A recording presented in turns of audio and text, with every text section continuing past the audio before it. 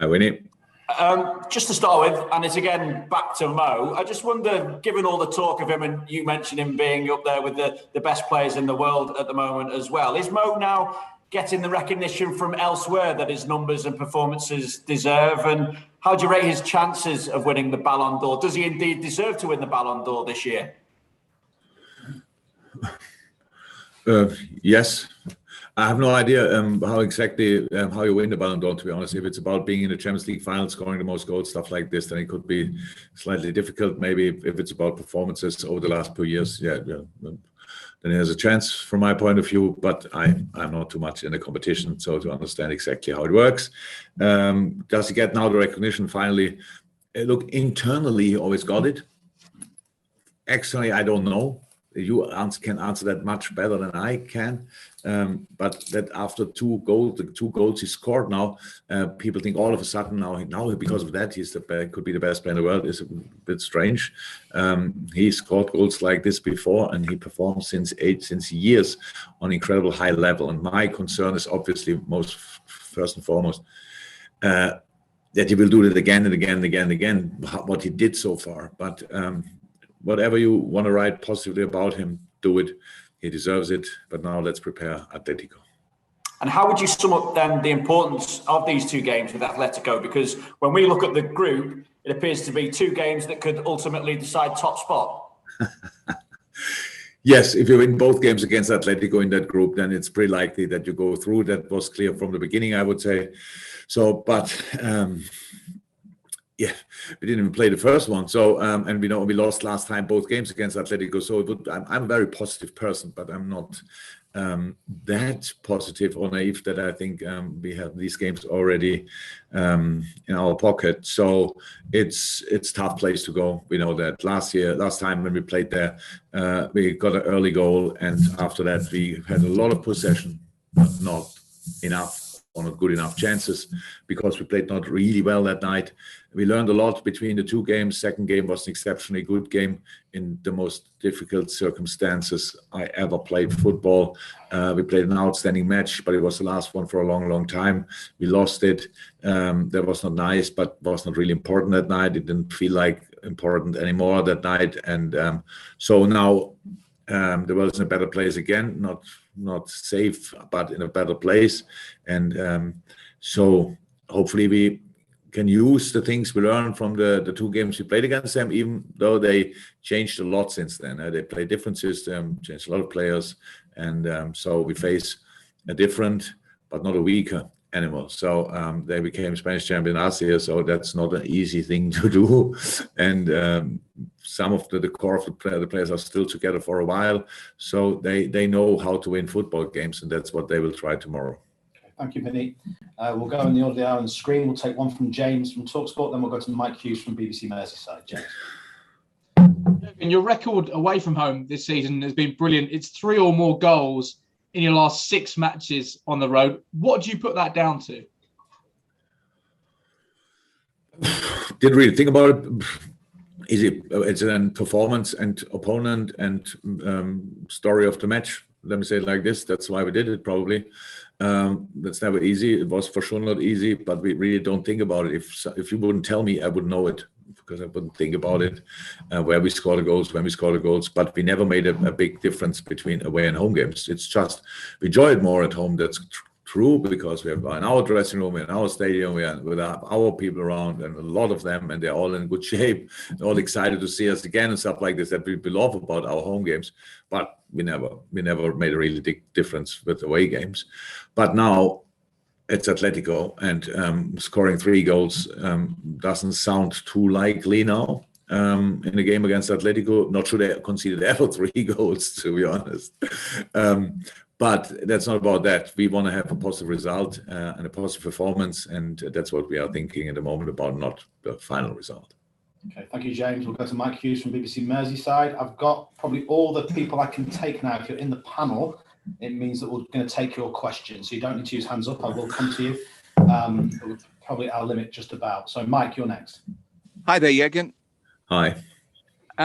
If Roberto Firmino plays tomorrow, it'll be his 300th appearance for Liverpool. That in itself is an incredible landmark. he has been criticised in the past for not getting enough goals. 3 at the weekend against Watford. He got 2 against Porto. We know about his importance to what you've done in the past and what a prominent part he's played. How important can he be for the rest of the campaign and moving forward? And how much of a talent has he been for you? Massive. Bobby was massive for our development as a team. Absolutely, he is obviously a key player, the connector of all the different pieces on the pitch. Very often, so he was injured now.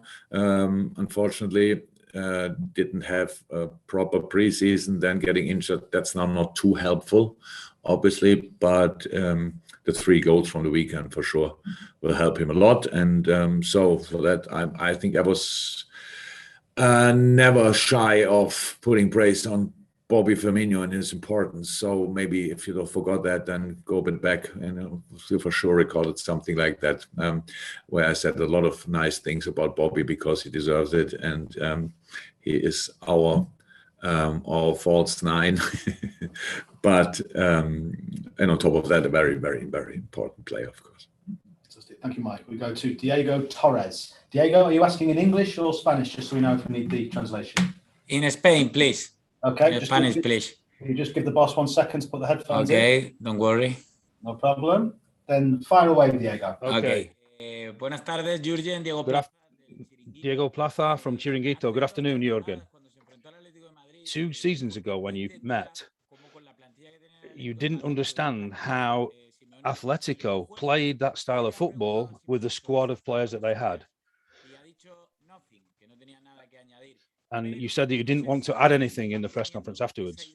Do you still have this opinion, or have you changed your opinion? And with the signings that Atletico Madrid have made, do you think they've changed as well? So your opinion, and have Atletico changed with their new signings and their style of play? So first and foremost, I think I said this after the second game. I was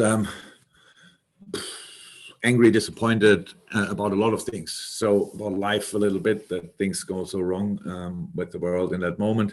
Then that we had to concentrate on football in a really strange circumstances. Then, of course, that we played against a team full of world-class players. They defended with all they have. And that's probably was the reason why I said the things I said. It's,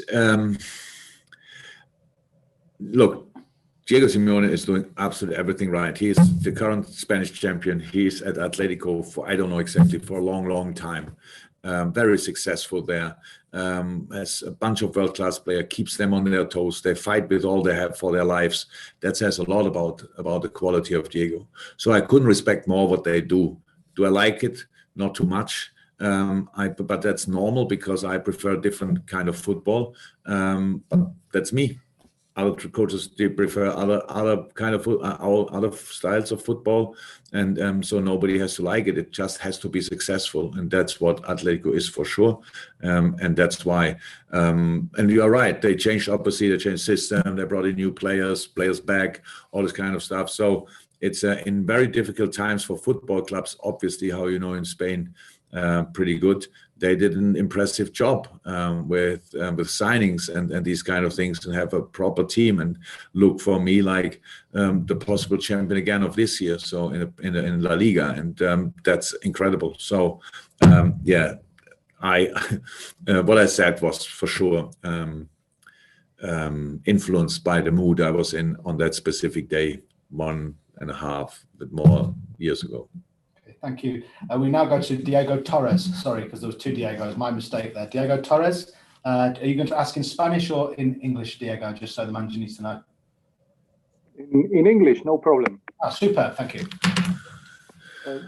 Jurgen, I would like to ask you, all the managers has an idea of the team they want and how they want the team to perform. But I would like to ask you, to what extent do you need players like Virgil van Dijk to execute the ideal of football you want Liverpool to play?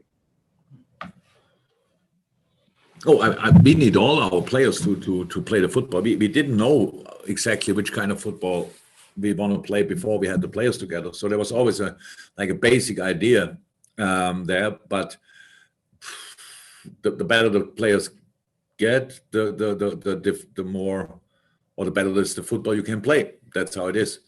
And I understand that you ask for Virgil because he's an exceptional player. My God, for me, the best centre half in the world for sure.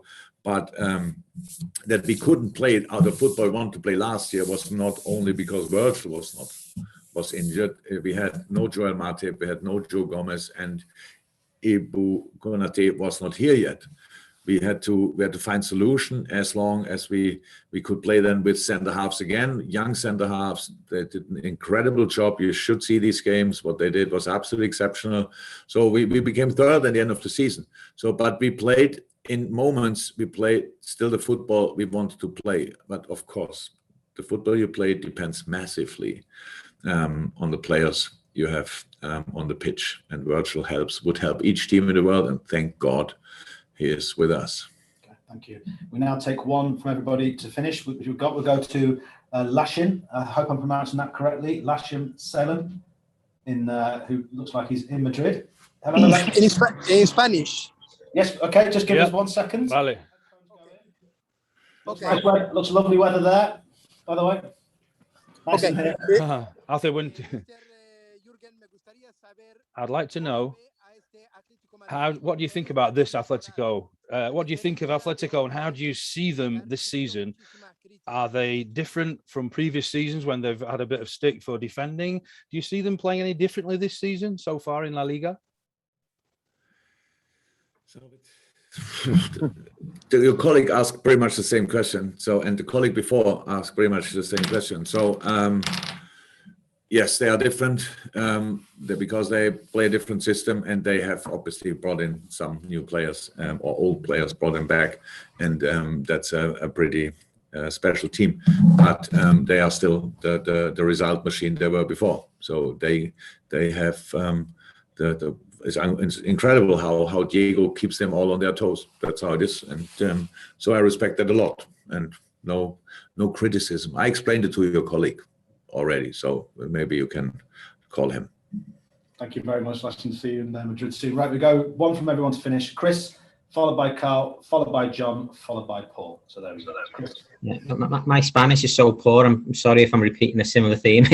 But the way I was going to frame the question was more, how is the challenge of facing Atletico different to any other? I mean, it seems like, I don't like using the word war, but it seems like a football war every time you face a team like that. It is, but it's not the only team you face. The only problem what you have with Atletico, they are probably the best of them. So that means they have the best players in hand, the best manager. So if you play Sevilla, for example, it was always similar. It's a similar atmosphere. It's a similar fight, and I really don't want to use the other word, but it's a proper fight. You're right, and so the problem with Atletico is the mix of the quality they have and the desire they show. I honestly, I said it now before and you heard it. So do I like, would it be the style I want to play? No, but I couldn't. I'm not a person for it. I could not ask for it. But we are all different, and that's why it's completely fine. It's not about me to judge it or whatever. We have to face it, and we will face it, and we played at home. People forget that obviously it's all about football, about winning football games, but we played an exceptional game at home against Atletico. An absolutely exceptional game. So we didn't forget how bad we were there. I'm pretty sure Atletico didn't forget how good we were at home. So there's a way to cause them problems, but you have to play a top-class game, and you have to be incredibly brave. If you don't do that, they eat you, and that's what we should avoid. Okay. Carl Markham, John Murray, and Paul Joyce, the last three questions to conclude. Carl. Hi, again. Any quick one from me? We saw Curtis back with the squad earlier. Is he good to go now?